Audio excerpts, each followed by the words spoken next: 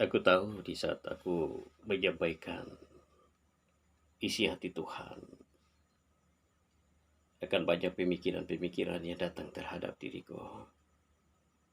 Adakah benar diriku ini di dalam tuntunan Roh Kudus, di dalam tuntunan Tuhan? Apakah benar diriku ini hidup seperti yang Tuhan mau?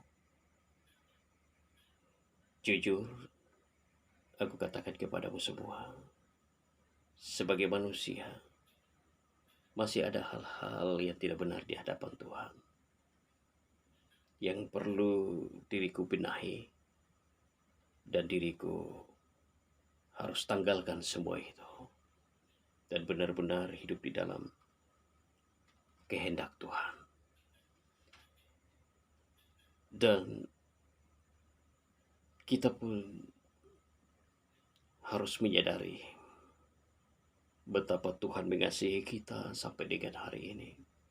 Saat ini kita masih diberi nafas hidup, itu bukti Tuhan mengasihi kita.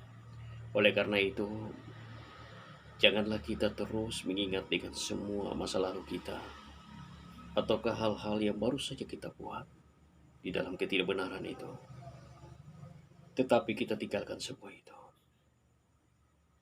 Mari kita datang kepada Tuhan, sujud dan memohon ampun kepadanya dari semua pelanggaran-pelanggaran kita, baik lewat pikiran kita, lewat perkataan kita, bahkan perbuatan kita, saudara-saudaraku.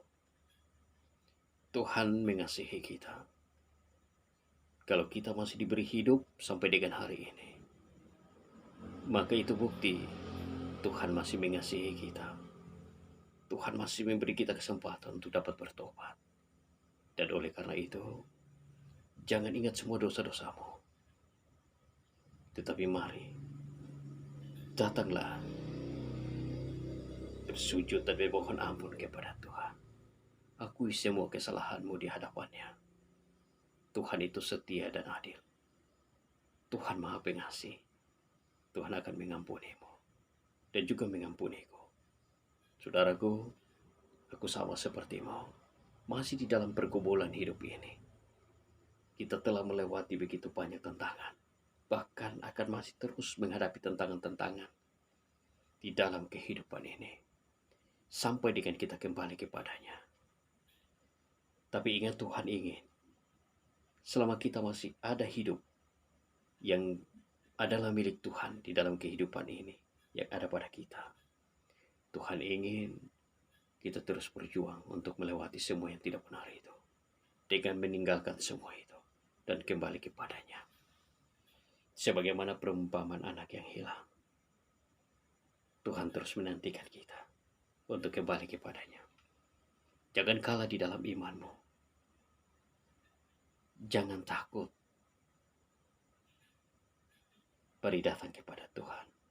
Tuhan Yesus selalu menunggu kita, saudara-saudaraku. Baik, mungkinkah kita akan terus bertanya, jalan benarkah yang aku jalani? Ataukah salah yang kita jalani ini? Semua kembali di dalam Alkitab kita. Semua telah tertulis di dalam Alkitab kita. Cara-cara, bagaimana, apa yang harus kita perbuat, apa yang harus kita lakukan di dalam kehidupan ini untuk menghadapi yang tidak benar itu. Saudara-saudaraku, sekalipun banyak muncul paham-paham yang ada di dalam dunia ini, tidak akan pernah mampu untuk menyesatkan kita. Karena tertulis di dalam Alkitab kita, kita akan dapat membedakan mana yang berasal dari Tuhan dan mana yang bukan berasal dari Tuhan, yaitu dari buah-buah mereka. Buah-buah yang dimaksud adalah cara hidup, karakter, sifat dan tingkah laku sehari-hari di dalam kehidupan mereka. Maka kita dapat mengetahui mana yang benar mana yang tidak benar, mana yang berasal dari Allah, dan mana yang bukan berasal dari Allah. Oleh karena itu, jangan khawatir saudara-saudaraku, teruslah baca kebenaran firman Tuhan yang tertulis di dalam Alkitab kita. Teruslah hidup di dalam kebenaran firman-Nya. Maka kita akan mengetahui baik buruk, kebenaran, dan ketidakbenaran. Mana yang berasal dari Tuhan dan mana yang bukan berasal dari Tuhan.